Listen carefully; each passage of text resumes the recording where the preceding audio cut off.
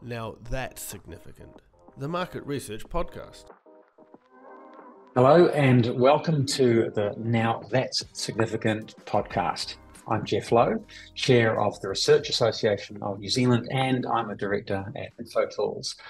Today, I'm joined by Paul Graham of Waka Kotahi, formerly the Land Transport Safety Authority, and Colin Yee, Managing Director of Glasshouse Consulting. Welcome to you both. Thanks for joining me.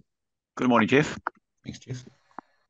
So we're here to discuss what the two of you have been doing together for well over 2 decades, work that's recently been recognised at the Research Association Research Effectiveness Awards here in New Zealand. 2 awards, in fact. I'll read the awards and I'll also, if I may, read the judges' citation because it's pretty impressive. So you were awarded the Donated, Sustained Impact and Effective Partnership Award and the Social, Community and Not-for-Profit category sponsored by SMR. That was a platinum award that went to Glasshouse Consulting and Waka Kotahi. The submission is called Sometimes Research Effectiveness is a Seismic Thing, and this is what the judges had to say about it. This is an epic entry in terms of its scope, effectiveness and impact. The 25-year timeframe of this research partnership is a feat, but ultimately it's about a shared belief that insights well applied in this area will save lives. This entry made a point of recognising the many stakeholders and factors that have contributed to the impressive outcomes, like a 47% decrease in the fatalities per billion kilometres travelled over the last 20 years. Reductions in speed-related fatalities, deaths involving young drivers, fatalities where alcohol has been a contributing factor are all a testament to an epic research journey and partnership. That's impressive. So, Colin, if I may start with you, what made you submit this to the Research Effectiveness Awards this year? Thanks, Geoff. The main reason for submitting an entry into the awards this year was the fact that Paul had told me he was retiring after so long. It made me think about how I could honour his achievements in the work he's done over the last almost 30 years for him, and just show everybody, both in the research community and in the New Zealand industry, the great work that Waka Kotahi has done and the contribution that Paul has made to road safety in New Zealand. So it was very much around Paul's legacy, really. Fantastic. And it's quite a legacy over a very long period of time. Paul, do you have anything to add to that as a by way of introduction? Well, almost like a sports thing. It's a team effort. It can't be one person. And as we'll discover during this particular session, research has played such a big part of it, and that research is shared by ourselves and our agencies over many years. So I think what Colin missed out there is the longevity of that kind of relationship. And that's been very, very important. We wouldn't have got there without you, Colin. Well, you talk about the longevity. I mean, it has been, I think, a 25-year relationship. Colin, could you maybe give us the Reader's Digest version of the submission? What were the main points? What were the claims that you were making in submitting this for the Research Awards? Well, I think the first point to make was it's probably unheard of across the global industry and market research that a relationship of 25 to almost 30 years would go on for so long. I've been in the international research community all my life, and I've never heard of a relationship that spanned that length of time, especially in a category like road safety, which is all about social behaviour change, really. And the thing I love about this category is that it's got such a variety. It's just not about selling baked beans or something like that. This is about saving people's lives. And even within that category, we have drink driving, we've got speeding, we've got trying to get people to wear seat belts, stopping people from falling asleep at the wheel, stopping people from using their phones while they're driving in the car. There's such a variety there that it just keeps you going, really. It's just a real buzz to be in. So fantastic. Well, you hinted at it. But there are clearly the award was for research effectiveness, and the campaigns that you talked about are clearly trying to save lives, prevent people from dying on the roads from various causes, as you mentioned. What sort of measures at a high level did you provide the judges so that they could assess this to have been effective? There were a number of measures. I mean, once we outlined the methodology, which was a methodology which was set up right at the beginning, which was quite robust and diagnostic. And I think that was the important part, the diagnosis part, where somebody like Paul could come along and dissect what parts of the ads were working and what weren't. And so as he produced the ad from narrative through to double head, he could go back into the editing studio and change those parts which didn't work. So by the time the finished product came out on screen, we knew that would actually work for the target audience.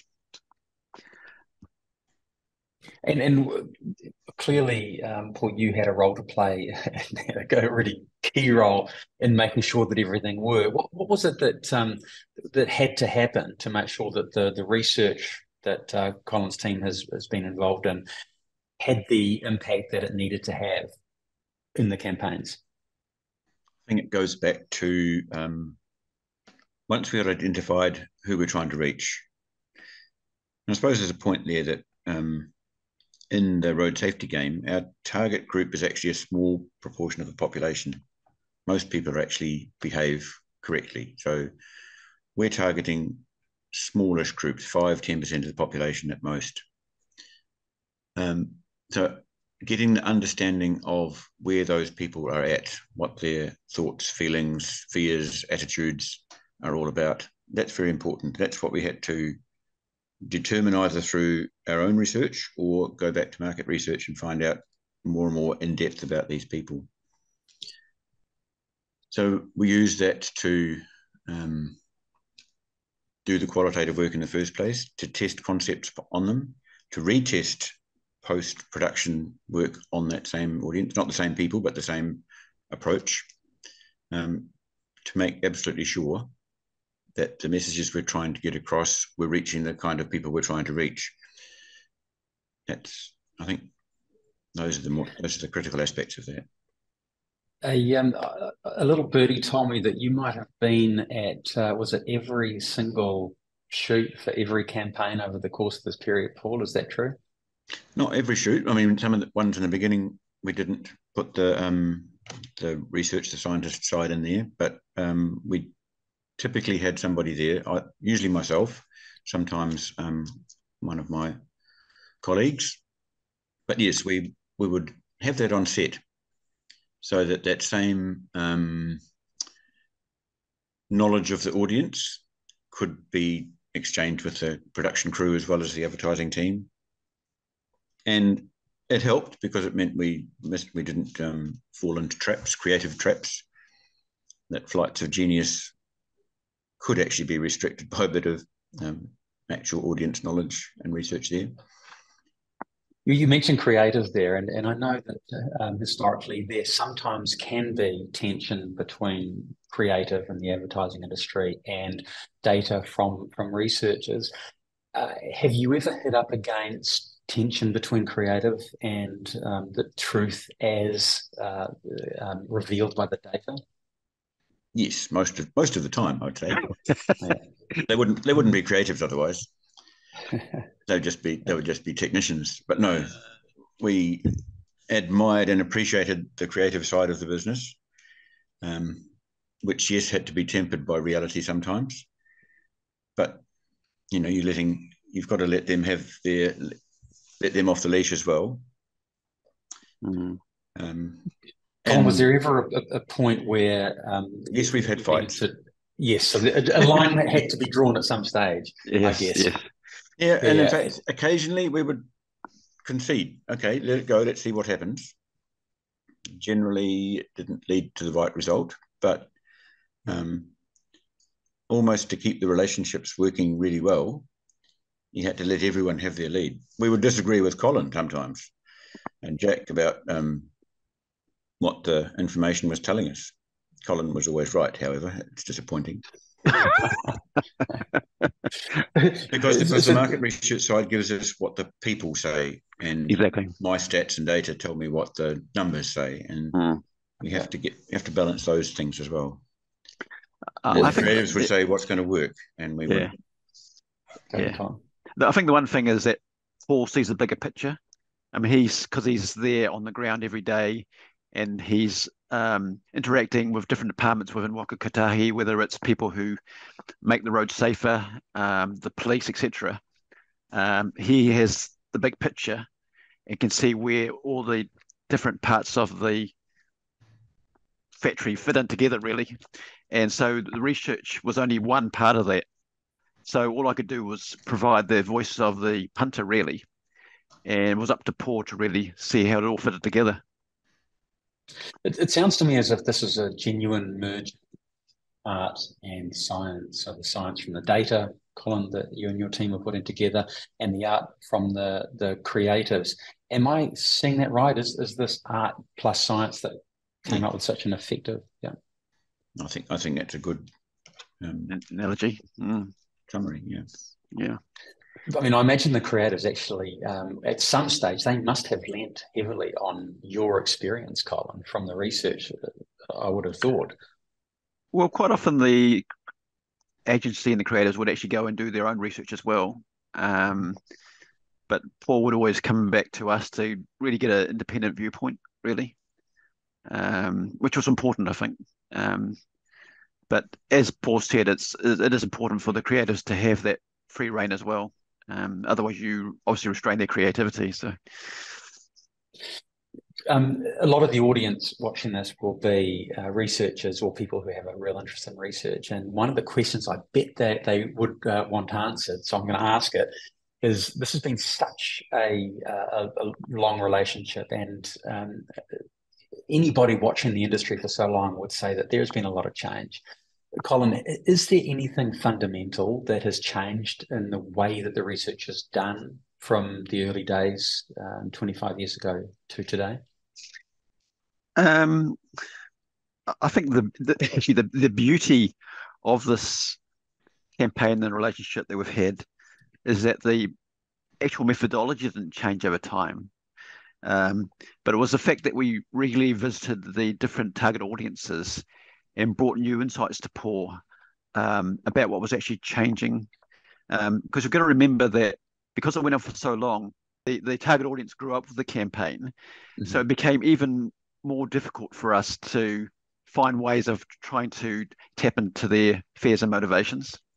And so Paul would ask us regularly to go and revisit those target groups to bring fresh insights. And so I think it was that which was probably the most important part of the research, really. So just in terms of method, I imagine that when you first started, online research wasn't even a thing, right? So it was it telephone originally, and then at some stage switched to online? Yeah, I mean, it's obviously two parts. One is the concept testing, which has always been qualitative and a sort of semi-quant, whereas the tracking was initially telephone for the first 20 years to about 2011, and then it switched to online, really.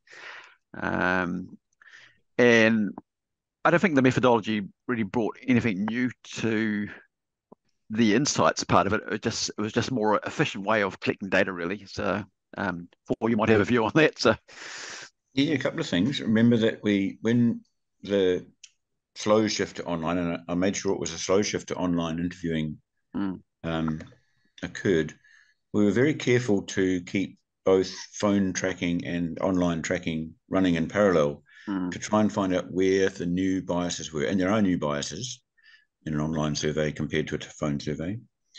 that's in the quantitative side of the business. One thing you've missed out, Colin, in the qual area is that a lot of our interviews were person-to-person, individuals.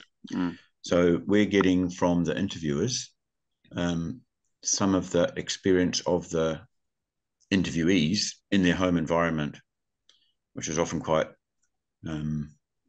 revealing, occasionally entertaining, mostly revealing.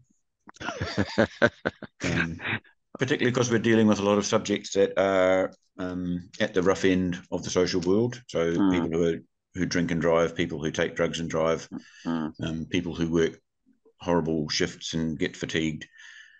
So you're getting quite a bit of real environmental feedback from those people, as well as the interview results. I think that's important. That COVID changed that for us. COVID was a big shifter because it meant we couldn't do the one-on-one home interviews anymore, and it's been a while. It's been a hard task to get something back like that. So the last 4 years have been more difficult, I think.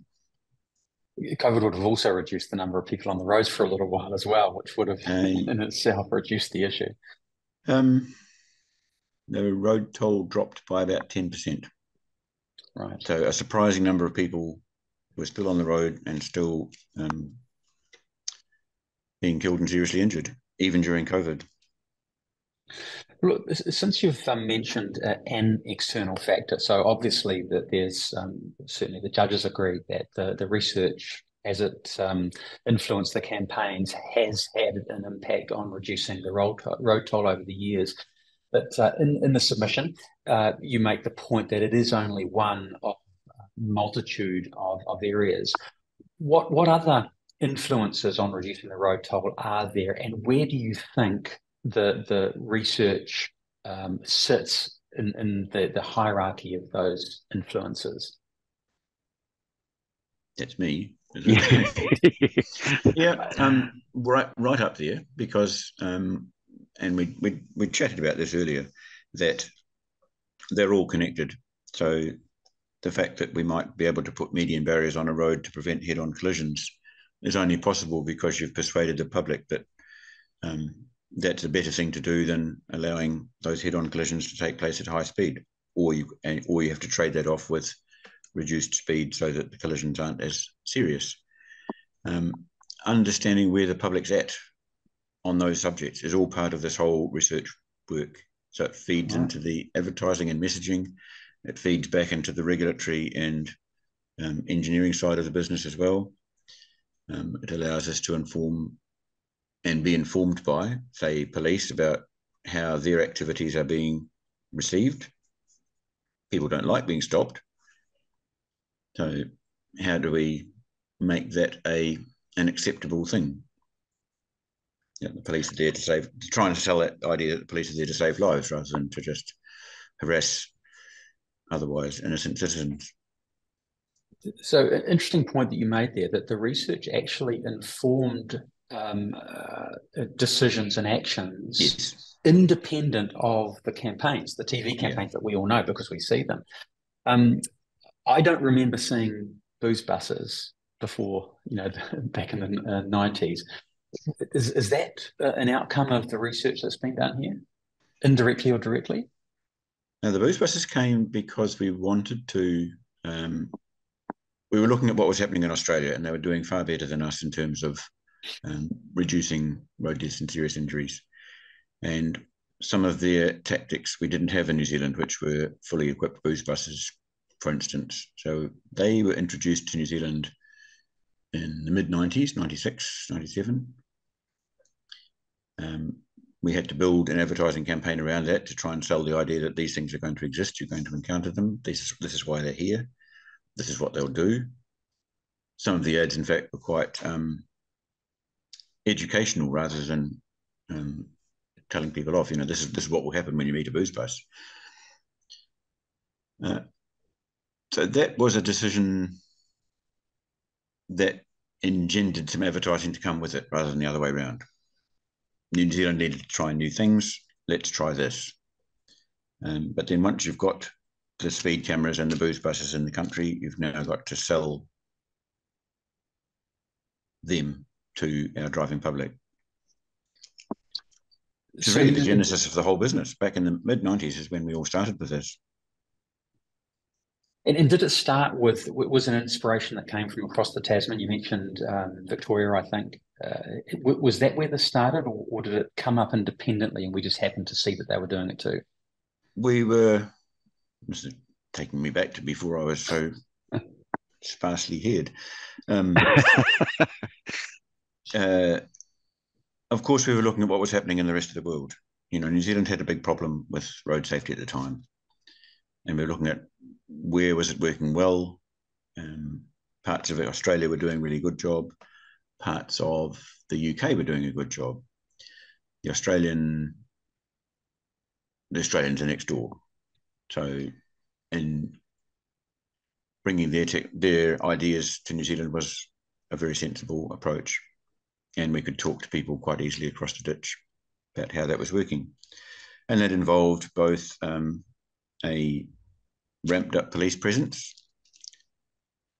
a much greater degree of public communication about road safety. We'd had little campaigns in the years before that, but from 1995 onwards, we started really beefing up the communications and the style of them. Colin, was the research methodology that you came up with, which I actually think it was Research International at the very beginning, was that at all inspired by anything that happened across the Tasman, or did you reinvent the wheel, so to speak? It was actually a global... No, actually, it was actually a local technique developed by the then managing director, John Gander, who you probably know.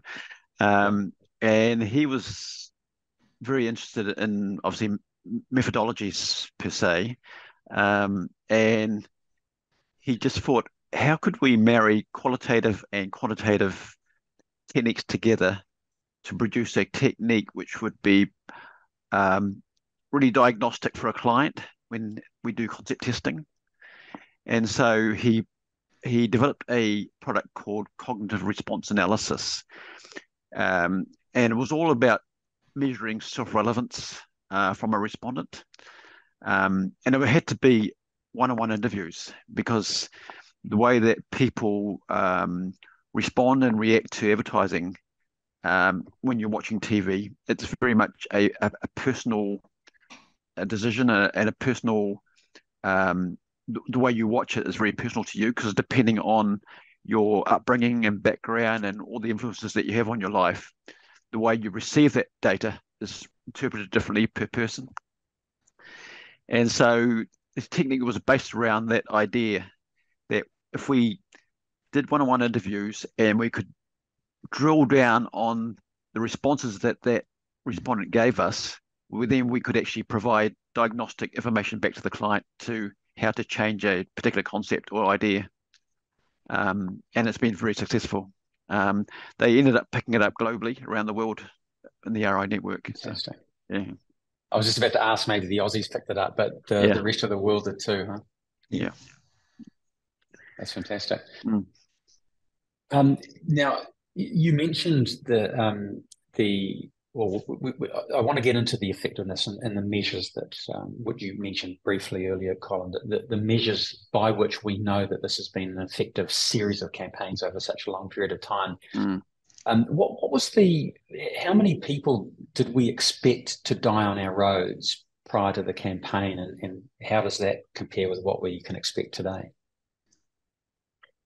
Well, I think Paul has mentioned earlier that when they first started, the mid-1990s, 1980s, it was about 800 people dying on the road. And then I think within 5 years of the campaign starting, we almost halved it, Paul, down to about 400 or something initially. Yeah. So that's not just, I mean, that's a combination of all those interventions I talked about before, bringing in the booze buses, ramping up the policing, introducing speed cameras, advertising the hell out of it to persuade the public to slow down and stop drinking. All that combination. And that actually was the basic features at that time. Since then, we've moved on to improving the roads and the vehicles as well. But yeah, so that was definitely the first big impact and gave us the idea that this might work. Let's keep going. And I think we'd seen some of that in the Victorian model, that the way they did their campaign over there, which we've taken over. We virtually replicated, didn't we? And here in New Zealand, it was a similar effect. Similar, yeah. We had to look at how the Victorian approach would work in New Zealand, and there are differences between Victoria and New Zealand. Our police are friendlier for a start, and wanted to retain that. Yeah. Sorry, any Victorians who are listening, but I'd love to know by what measure that was defined. You don't need to answer. They don't carry guns for a start. It's not a. The police are a part of the society they work in here. And that had to be retained. So the New Zealand approach was a little bit milder, and we didn't have as many booze buses and cameras per piece of road that they might have had elsewhere. Other countries have saturated their networks with such things, and we haven't done that. We're relying a little bit on persuading the public as well as enforcing the law. I'd like to drill into what the purpose or the original goals of the program was at the beginning and what it has become. I think most people watching this will be aware of the Road to Zero, which is a relatively recent way of articulating the goal. What was the original goal? How was the goal articulated right at the start?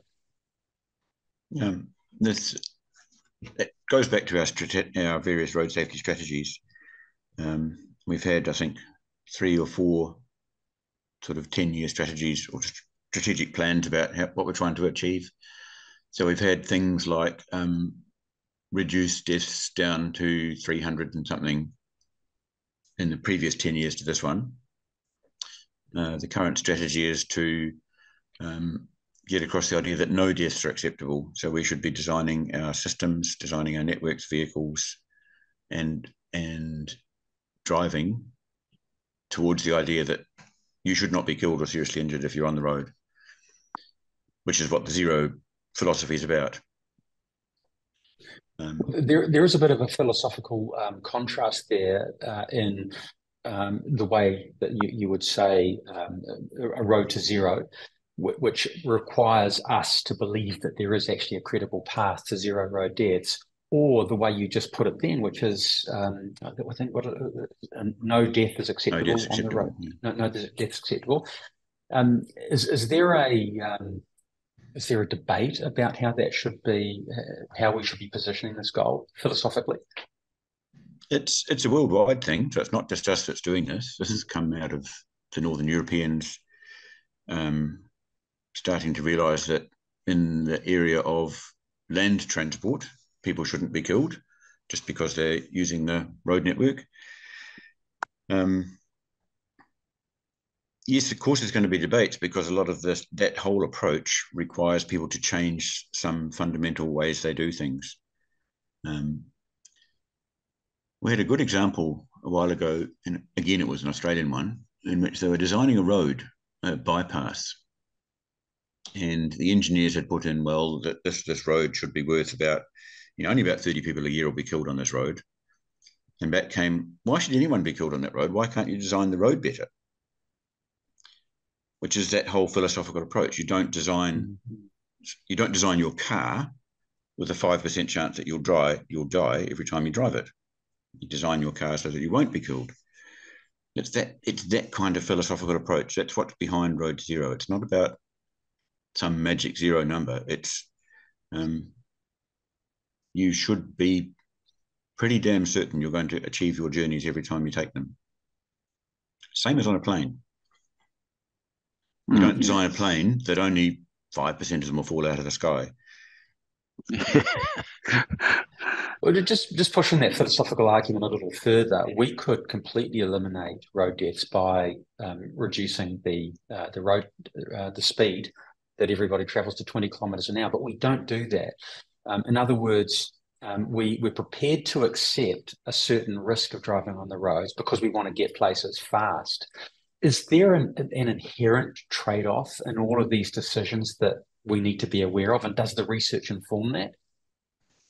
Well, I think that's one of those difficult conversations I was talking about. How do we, or a difficult debate that people have to have. If we accept that road deaths are unacceptable, then how do we move vehicles faster than 20 k's, for instance? And one way is to make that route safer for that vehicle to do more than 20 k's. So some of the considerations are, well, 20 k's is ideal for an inner city environment, perhaps, where you've got pedestrians and pushchairs and things and cars all mingling together, but it's not an ideal speed on a motorway. So separating things that might kill each other so that vehicles can go faster is also part of that whole discussion. So you're starting to see more and more median barriers on highways, for instance, to prevent vehicles interacting at more than, well, so they won't collide head on. Because we know that a crash at above 70 k's or above 80 k's is becoming unsurvivable. So therefore you reduce the opportunity for that crash to occur in the first place. That's the kind of philosophy that is behind this road to zero. It's not about reducing all speeds to zero. It's about making it possible for travel to occur in a safe manner. So what was the other part? I was off on a tangent there, but the rest. Well, no, that was pretty. It was on the money. I'll just as an extension question for you, Colin. That we talked earlier about how the research that you've done has informed not just the campaigns that we all see on TV, but some of the other things like the booze buses and the median strips. Has the research informed us of the willingness of people to make trade-offs? For example, where I live, some of the speeds in the local roads have actually dropped down below 50 kilometres an hour. On the freeway that I can now take between Auckland and Hamilton, I can actually hit 110 legally. Has the research had any role to play in helping Waka Kotahi understand those trade-offs that we as users of the roads are prepared to make? That information is probably a different research campaign that we've been involved with, actually. I think that's more to do with the public attitude survey, isn't it, Paul? Which is done by MOT. Yes, because we have other sources of information about what the public's thinking. The public attitude survey is one that's a randomly delivered survey across the population, so to get a population perspective on things. But also I'd go back to our tracking work, Colin, that we built into the tracking of the ads a number of attitudinal statements or attitudinal questions. So we've got a constant monitor of some key questions all the way through. So what are the acceptability of speed limits, something like that, is always being tracked alongside how people are interacting with the ads over time. Our tracking work is a key part of this as well. It's telling us how the ads are working, but it's also telling us how some indicator attitudes are shifting or not shifting across that time. And those lead to the evolution of the ad campaigns onto the next, yes, the ad itself is working, but we're not shifting this particular attitude. We need to keep evolving again. Great segue into the last subject I really want to drill into, and that is... I wasn't looking at your notes at all, no. Thank you. How the campaigns have changed over the years, because socially, social zeitgeist smooth through time. The world we live in today is different to the world we lived in the mid-90s or the early 90s when you really got underway. What sorts of things have you had to do to keep the campaigns relevant over such a long period of time? Adapt, evolve, shift with public opinion, because we're changing public opinion, but you've also got to shift as it shifts. and look at some of the environmental and infrastructural things that are changing at the same time, because we have to move with them. Once we managed to persuade the world that, for instance, the alcohol limit should be reduced, that changes our environment about what the alcohol limit is for people driving. Mm-hmm. And even just from a respondent point of view, the hardest target group that we've had during the whole campaign is the sort of 18 to 24-year-old male drink driver or speeder.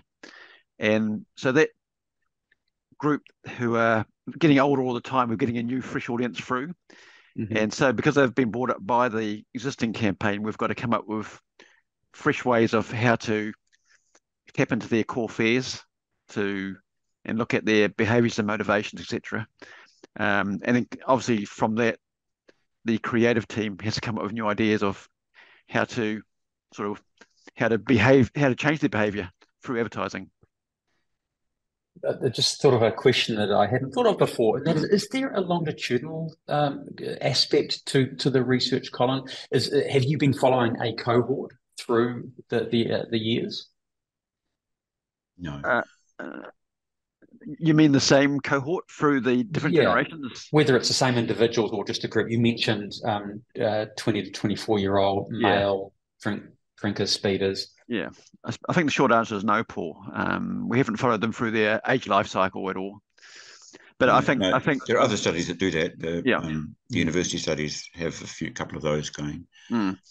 I think what Colin was trying to say is that the 15 to 24-year-olds we were dealing with in 2000 aren't there. They've moved on.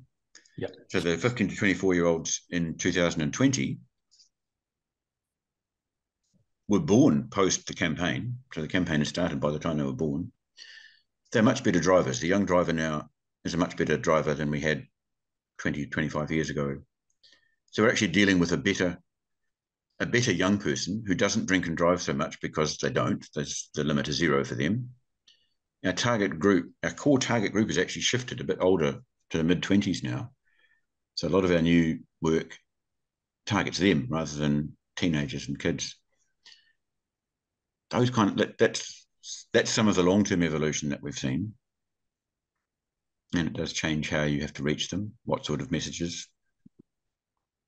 One of the things I've noticed across the campaigns is that some of them have an element of humour, and I imagine that you need to treat the subject very sensitively, so you can't overdo the humour thing. Some of them are very grim and really hard. How have you managed to balance those sort of, I guess, competing forces? But you don't want to be too grim, you don't want to be too funny about it. How do you do that? That's all part of the tracking and monitoring of the campaigns as they run. So you start out generally with a similar brief, saying we want to reach this kind of audience with this kind of message. Creators will give us different ideas as to how to do that. In general, we'll get a range of options back from the creative team saying you can take a grim approach or a very funny approach. The testing gives us the answers as to which ones are going to be more impactful or more believable. The humorous ones, we often get a bit of pushback on them saying don't treat this subject so seriously. And the grim, death, fire, gloom ones also get pushback because that just makes me too sad, I don't want to watch it. Mm-hmm. So you're constantly balancing what we're trying to achieve, what the audience is prepared to accept, how it actually gets made. So the final product, which gets tested as well, gives us another clue as to whether this is going to fly or not. And we do make mistakes over time. Any come to mind? Yes, Trapped comes to mind. It was an ad. It was part of the Drink Drive campaign, and it was. We thought we're starting to lose impact with the messages we were having in our Drink Drive campaign. I think that was we were taking a very mates-based approach at the time. So getting the idea that your mates are the main influencer on you, and would be the one, don't upset your mates, or your mates should be looking after you, all those kind of things. And we decided, well, we just need to take this down the dark side for a while and produce an ad called Trapped, in which the kids fell off the road down a bank. And it was based on a number of crash stories, because we thought, what really happened? Let's go back and look at some of the real crashes and find that many of them end in, it's quite horrible, death in isolation. So you're killed on a country road. It takes hours for anything to turn up for you. That must be really horrible. So we tried that approach. It was a really nice piece of filmmaking, but it didn't quite go down like a lead balloon. But it tested well, met all the criteria, but in reality, it didn't work. It was one step too far for that audience, who were no longer so shocked by such a situation.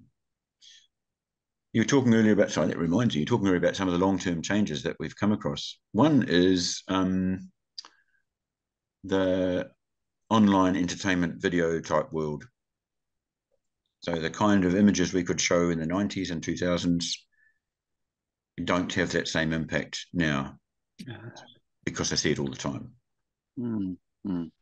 Right.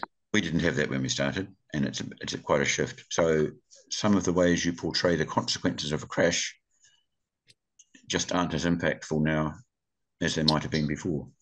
We've been desensitized to blood. Well, our target group has been desensitized, yes, because it's definitely down in that young male area. Look, and that definitely comes up through all the qual work that Colin does. We just see this isn't going to fly, or I've seen that kind of thing before, comes back as a response. But even conversely to that, Paul, even when we test an ad and it's too soft, they'll come back and say, how about something more hard-hitting? So that's right. Bottom line is there, and what I'm hearing constantly is that the research really has been genuinely impactful on this. And I think there was in your submission, you mentioned a couple of academic studies that were done early on that attributed something like between 80 and 100 lives saved as a result of these campaigns informed by the research. From me, congratulations on what you've achieved over 25 years together, and congratulations in particular on winning the awards at the Rand's Ray Awards recently. Just before we finish off, you mentioned, both of you mentioned, that this is a team sport and it hasn't just been the two of you. Is there, and you did mention John Gandar earlier, Colin, as being one of the originals. Is there anyone else that you'd like to call out as being a significant contributor to the campaign on the research and on the Waka Kotahi side? I think the person who's not here today is Jacqueline Smart, who's actually done all the qualitative group work and added so much to the campaign in terms of segmenting audiences and finding out all the motivations and fears of the target audience that Paul needed to hear, basically. She has been as instrumental as any of us here today, really. So I acknowledge her. Fantastic.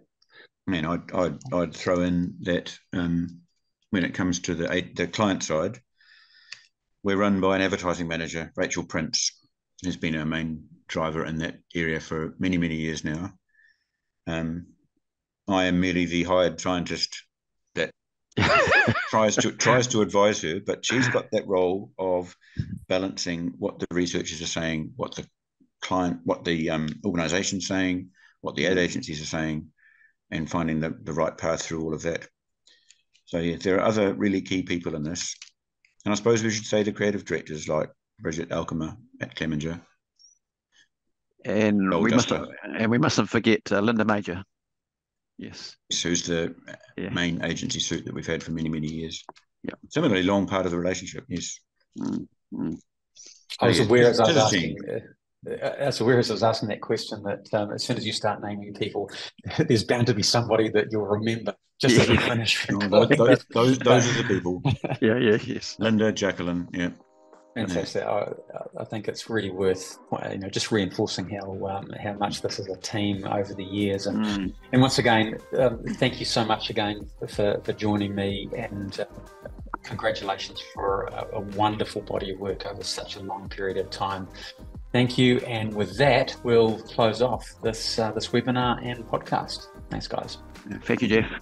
Cheers.